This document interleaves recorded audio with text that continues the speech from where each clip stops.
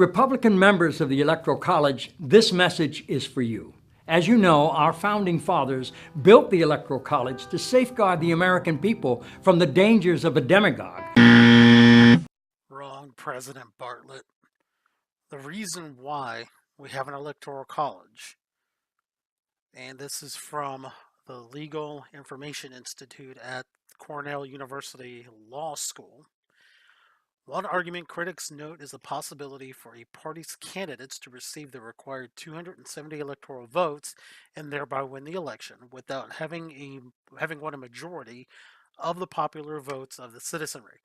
While this is true, supporters argue in response that the Electoral College system facilitates "quote-unquote" cohesiveness of the country, notwithstanding even the election of such a minority president. In other words, a particular candidate may hold a popular majority of the votes solely because those votes are, quote, heavily concentrated in a few states, end quote. If the Electoral College did not exist and such a candidate were to win the election, then that candidate would only be representing the interests of those specific regions, and the country would or could become regionally divided. Instead, the Electoral College system seeks to maintain cohesiveness by ensuring a quote distribution of popular support end quote across the country, incentivizing quote presidential candidates to pull together coalitions of states and regions rather than to exacerbate regional differences like, I don't know, California, New York, and Texas. I mean, if there were no electoral college, the map could quite possibly look like this. But fortunately for all those teeny tiny states, we do have the electoral college. So sorry, the negative Nancy's about the electoral college. Everyone is equally represented by the President of the United States. And to ensure that the presidency only goes to someone who is to an eminent degree endowed with the requisite qualifications. Requisite qualifications? I've got money here that says you're not going to say what those are, so let me help you out here. So, what are the qualifications for the office of the president? Well, according to the Constitution, age and citizenship requirements, Article 2, Section 1, no person except a natural born citizen or a citizen of the United States at the time of the adoption of this Constitution shall be eligible to the office of president. Neither shall any person be eligible to that office who shall not have attained to the age of 35 years and be 14 years a resident within the United States. That is all that is required. Donald Trump meets those requirements. President Bartlett doesn't know what he's talking about. About the best I can guess as far as what they find requirements to be are those which they decide should be in play. An eminent degree. Someone who is highly qualified for the job. Deborah, even you are eminently qualified to be President of the United States. Nobody has to like you in order for you to be qualified. The Electoral College Damn it, not James Cromwell, too. Fucking Zephram Cochrane, no! was created specifically to prevent an unfit candidate from becoming president. Are you even going to talk about what makes Trump unfit? No, not likely. But what makes Trump unfit? What, that he talked about grabbing women? Consensually, mind you. That he called Rosie O'Donnell a fat pig? You know, it's interesting. You guys care not about the qualifications of President Obama. Oh, well, he's a congressman. Oh, he was a state senator. Those aren't necessarily qualifications, guys. He hadn't proven himself to be qualified for the position when he was running the first time. Oh, but now we care. There are 538 members of the Electoral College. You know what? I can't really say anything against BD Wong here. I mean, he's given facts, mind you. And I think that's pretty much all he does. I got to see the rest of the video. But I can't say anything against BD Wong here. Not because of anything of his acting works that he's done, but of this right here. I'm going to show you how to properly eat the pesky two-bone middle section of the chicken wing. Arguably the most misunderstood food item that there is. Anyway, you hold it like this, like a PlayStation style. And then all you do is twist the chicken wing back and forth until you feel the cartilage break, right? And then all you do is you take out this second bone, and then you just lollipop it.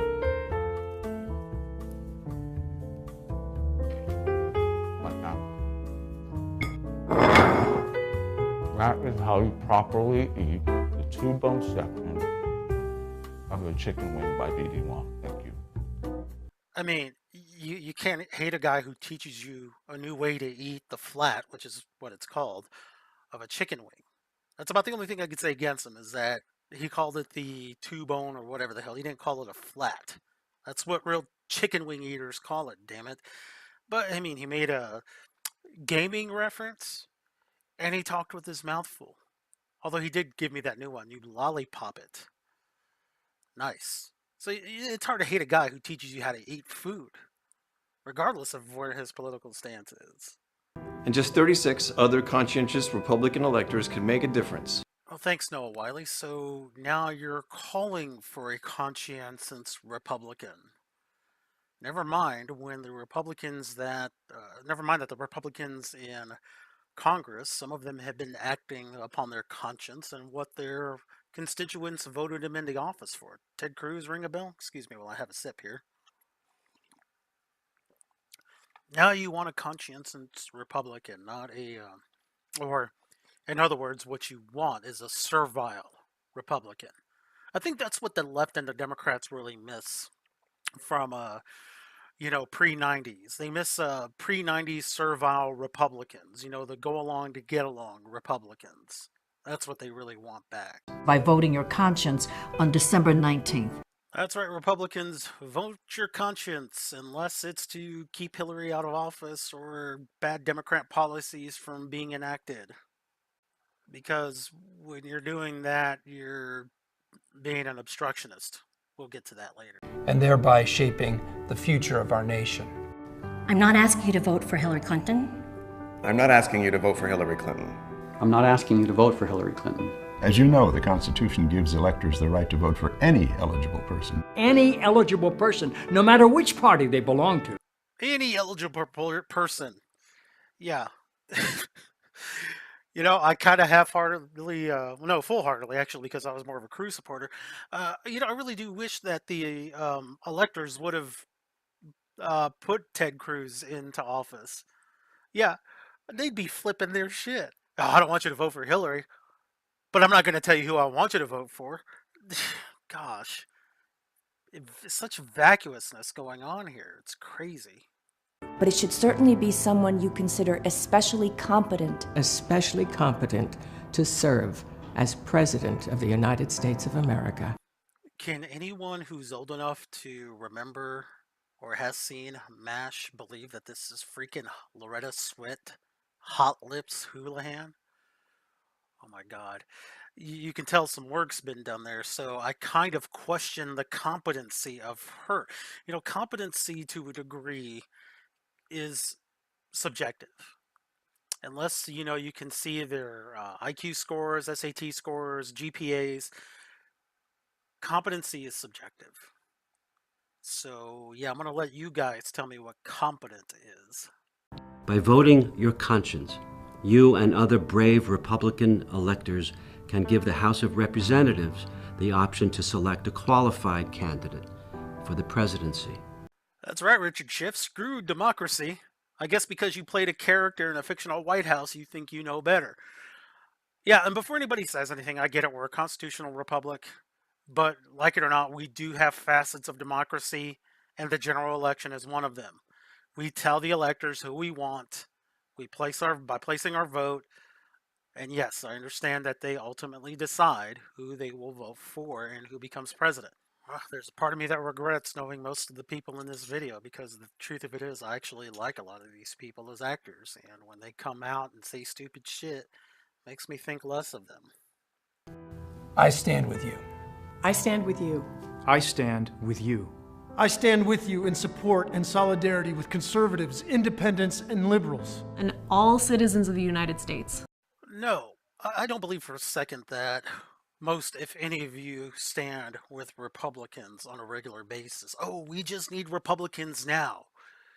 Then when it comes to other shit that we want done, we will tell Republicans to go fuck themselves, and it'll be business as usual. No, forget it. You know, and it's sad to say this of both parties, but they haven't really... Well, no, I take this back. No, Republicans still are a bit servile to the Democrats. And I don't fucking get it. If they're not servile, they're certainly explicitly complicit in what they do. Oh, great, now we get to hear more from the aging hipster known as Moby.